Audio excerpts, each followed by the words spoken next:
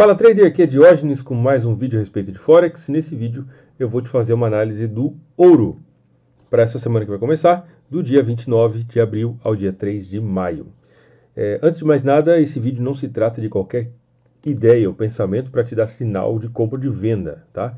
A ideia aqui é ser um vídeo educacional, onde a gente possa compartilhar ideias, pensamentos, formas de analisar o mercado que sejam claras, objetivas e simples, utilizando apenas uma coisa. Vamos escrever Price Action. Essa é a minha mais estudada forma de interpretação de oportunidades a partir do mercado, a partir de uma visão que procura ser simples, ao mesmo tempo eficiente, que é a leitura de Price Action, tá? Se você é novo do mercado, talvez você tenha, não sabe muito bem, Price Action significa ação do preço. E é uma forma de analisar o mercado, onde considera apenas a análise do preço sem qualquer tipo de indicadores. Então, essa é a minha abordagem principal, a forma como eu mais me identifico para identificar oportunidades do mercado que eu mais gosto de utilizar. E nesse vídeo eu vou fazer uma análise do ouro para essa semana, utilizando apenas Price Action. Vamos ver o que a gente consegue entender, pensar aqui.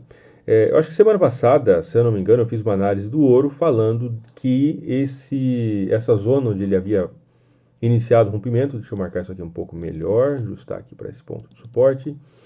A gente pode ver foi suporte, suporte, suporte, suporte. E eu havia falado que, dependendo da forma como o preço fizesse o rompimento aqui, poderia se caracterizar como um rompimento falso ou verdadeiro. Muitas pessoas me perguntam isso, Diógenes, como é que eu diferencio uma coisa da outra? Porque, claro, entender e diferenciar falso rompimento de rompimento verdadeiro é algo importantíssimo para que você não caia, no lado errado. E eu comentei que eu não tinha gostado muito dessa sombra, inclusive tem um vídeo por aí, e os demais candles fizeram várias sombras. A gente pode ver que, vamos transformar isso aqui um pouco mais avançado, vai. Essa sombra foi a sombra do dia 16 de abril, tá? A gente pode observar aqui, o preço não, o candle seguinte, ele marcou essa sombra, foi uma marcada de território dos vendedores, e o candle seguinte, que foi esse aqui, não conseguiu ultrapassar. Esse aqui, ele não conseguiu fechar abaixo da sombra e fez um falso rompimento da sombra anterior. Passou um pouquinho e voltou. Esse aqui foi a mesma coisa e esse aqui é a mesma coisa. Quando eu identifico um acúmulo de sombras acontecendo no gráfico, tal como acontece aqui, tá? Marcou o primeiro território, marcou o primeiro ponto, onde os vendedores conseguiram chegar. O candle seguinte foi esse aqui, não conseguiu fechar abaixo, mas ele deu um falso rompimento, outro falso rompimento, outro falso rompimento. E isso aqui, esse cenário para mim, indica que, pelo menos de momento, não existe força vendedora para continuar. Portanto, se eu tivesse que categorizar esse rompimento no gold, no ouro, o que eu diria a respeito dele? Eu diria que esse tem uma boa chance de ser um falso rompimento. Ainda pode se tornar um rompimento verdadeiro? Pode. Especificamente, se entrar força vendedora, desenho aqui para você ver, se entrar força vendedora na segunda-feira, imagina que ele faça um candle assim, ó.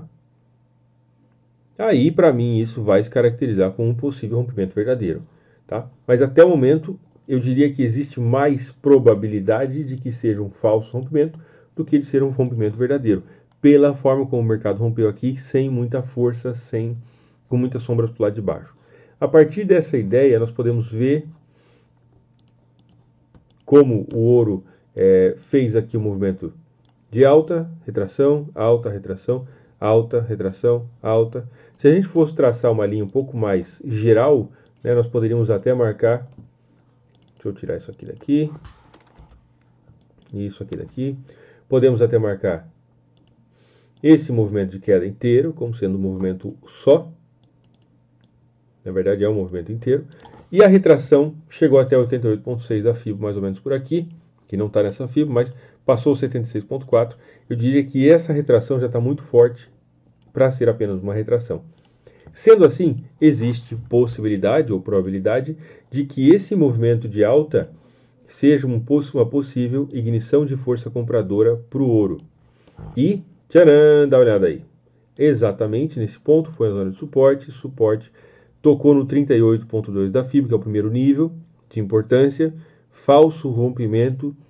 Pode ser que ao longo dessa semana que vai começar, a gente identifique uma certa entrada de força compradora no ouro. Estou te mandando você comprar, vender, fazer qualquer coisa disso? Não, não estou falando isso, mas dentro dessa análise, eu quero te convidar a pensar unicamente utilizando a ação do preço, tá? Então, força de venda importante, deixa eu pegar isso aqui um pouco mais forte. Força de venda importante. A retração que deveria vir até o 61,8 foi uma retração já bem grande e ultrapassou o 76,4 e foi chegar lá no 88,6 da FIBO. Queda, retração, queda e agora falso rompimento do ponto de suporte, que, coincidência ou não, né, não existe coincidência, é uma zona de suporte anterior importante. Então aqui foi suporte, aqui foi suporte, aqui suporte e aqui falso rompimento com possível entrada de força compradora. Se nós olharmos no gráfico semanal, isso vai ficar mais evidente ainda, inclusive no gráfico semanal fechou no formato de um belíssimo estilingue, candle de possível ignição de força compradora. Entrada de força compradora, resistência, falso rompimento do ponto de suporte 38,2, possível ignição de força compradora. Só esse padrão ficaria melhor no gráfico semanal para pensar em possível força compradora, caso ele tivesse feito algo assim, ó. Vamos ver se eu desenho aqui para você entender o pensamento, a ideia que eu quero te explicar. Se ele tivesse feito algo mais ou menos assim, só. Isso, olha aí. Se ele tivesse feito algo assim, estaria melhor. Por quê? Mesmo que tivesse uma sombra para o lado de cima, tá? Porque aí nós teríamos o conceito, a ideia de um estilingue, que é o nome que eu dei a esse padrão, somado a um engolfo, que engoliu o candle anterior. Isso aqui seria uma boa possibilidade de compra, esperando que ele voltasse um pouco para uma possível continuação do movimento de alta no ouro. Ok? Bom, antes de terminar esse vídeo, deixa o seu like, é importante para entender que isso te ajuda, compartilha nas redes sociais, se inscreve no canal e ativa o sininho. Eu tenho certeza que durante esse ano de 2019, com esses vídeos diários, existe possibilidade de você realmente aprender e você transformar os seus resultados no mercado. Te vejo amanhã no próximo vídeo. Fica com Deus e até mais.